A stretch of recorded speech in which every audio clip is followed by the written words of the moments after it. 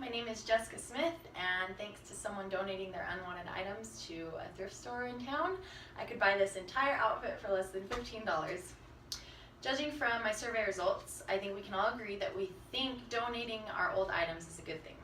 Our old microwave or clothing or shoes or whatever it may be go to someone less fortunate than us for a small price tag.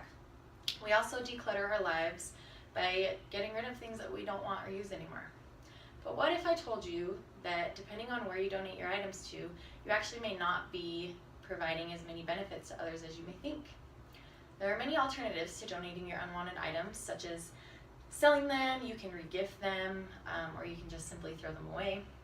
But more than 65% of my survey respondents said that they donate their unwanted items, so I'm going to focus on that method in this speech.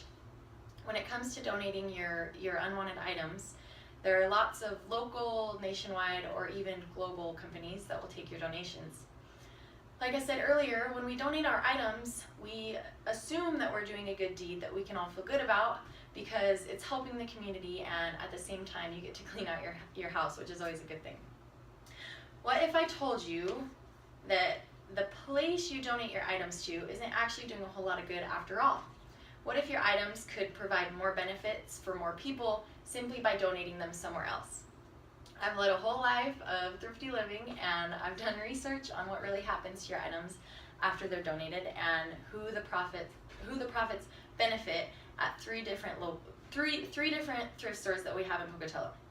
Some of my research sources are the websites of the thrift stores themselves, NBC, Huffington Post, personal experience, and my survey, just to name a few of them. According to my survey, the majority of my respondents donate their items to Goodwill or Idaho Youth Ranch. So I'm going to be exploring these two options, and I'll introduce another one at the end. Goodwill is popular. It's a popular thrift store in town. People like to donate to it and shop at it. I think it's time to talk a little more about them. According to their website, Goodwill Industries International is a nonprofit that offers employment training, placement services, and several programs for those that may have deficiencies that keep them from finding or holding a job. They boast placing more than 300,000 people in the workforce. Even their name, Goodwill, suggests that they're helpful and give back to the community. So you can rest easy knowing your donations to Goodwill are helping a good cause, right? Wrong. Research shows that Goodwill, despite their name and claims to being helpful to the community, actually do not do as much as we think. Susie Strutner, a reporter for the Huffington Post, interviewed Ray Tellez, the vice president of retail operations at Goodwill. He says that if our donations sit at Goodwill for more than 4 weeks, they get sent to Goodwill outlets. Well, these outlets are typically structured as either 99-cent stores or pay per pound stores. So if they don't get sold at Goodwill, they go there. If they don't get sold there, they go to auction. Some may commend Goodwill for using several different methods to keep items out of the landfill, but this is actually their way of trying to make as much profit as possible. I think these items could be shipped overseas or given to local homeless shelters.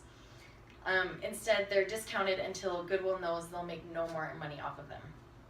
Goodwill even has a separate website called shopgoodwill.com where they list their higher end donations for pretty top dollar prices. I saw a leather jacket on there that was donated to them. It was listed on there for close to $200, which I just think is outrageous. Some may argue that this is their way of being able to get more money to help others, but I argue that that is just not true. According to a producer from NBC News, Goodwill exploits their disabled employees by paying them well under minimum wage. This is due to a 75-year-old loophole, and it's actually legal because of that loophole, but I don't think that makes it morally right. In some cases, the disabled workers are getting paid less than like a quarter an hour. Although it helps a lot of people, their charity called the Goodwill Easter Seals Program, it's not even completely funded by them. If you go in there and shop, their employees, when you go pay, they'll ask if you want to round up to the next dollar and donate that, which I'm not opposed to, but I feel like they should not put it on their customers to provide the monetary support for their charity.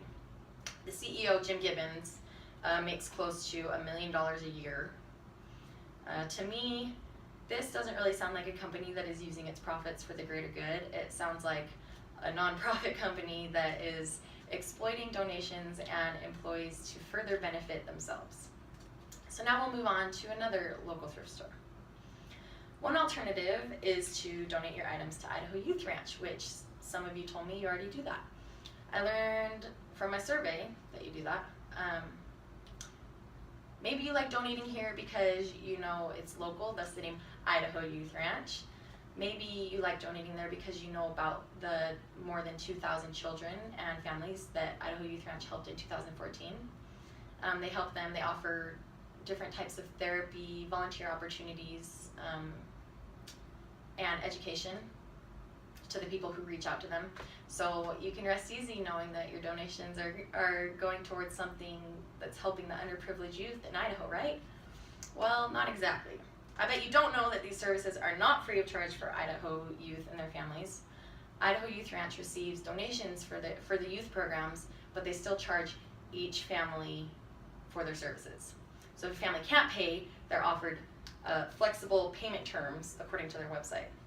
So although their program has helped many children and families in Idaho, don't you agree that they could be offering more, or they at least could be offering their program for free for those who can't afford it?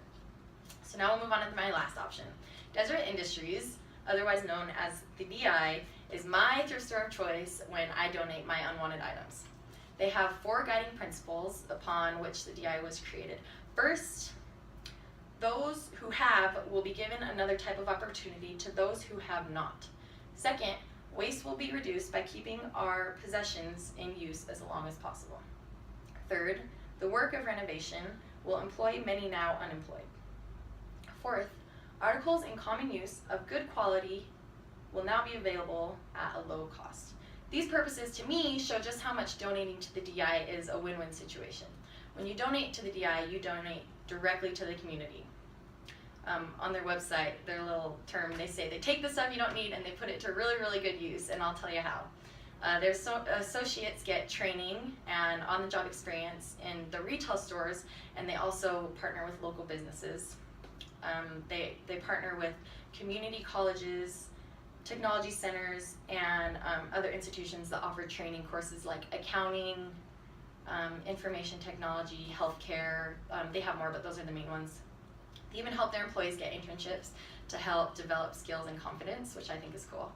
I once watched a video of this devastated single mother who lost all of her and her children's belongings to a house fire.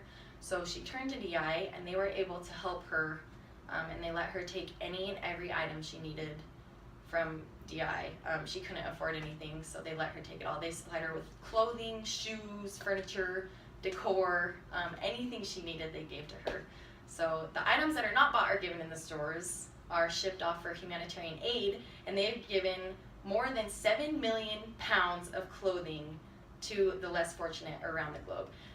I think that is the difference between the DI and other thrift stores. Other thrift stores are in the business of making money. The DI is in the business of helping others, which I think is fabulous. So as you can see, DI is the best way to support and show love, not only for those in our community, but also around the entire globe. I've told you about the ups and downs of programs of 3 local thrift stores, Goodwill, Idaho Youth Ranch, and the DI. You've learned that donations to Goodwill and Idaho Youth Ranch do not benefit others as much as donations to the DI do. Now, I want you to get a head start on your spring cleaning and donate your items to a worthy store we can all get behind and feel good about, the DI. They're located at 580 Roosevelt Avenue. On Monday, they're open from 10 a.m. to 6 p.m., and Tuesday to Saturday, they're open from 10 a.m. to 9 p.m. They have a super convenient donation area. It's just at the end of their parking lot, and they unload everything for you. So get donating. Happy donating.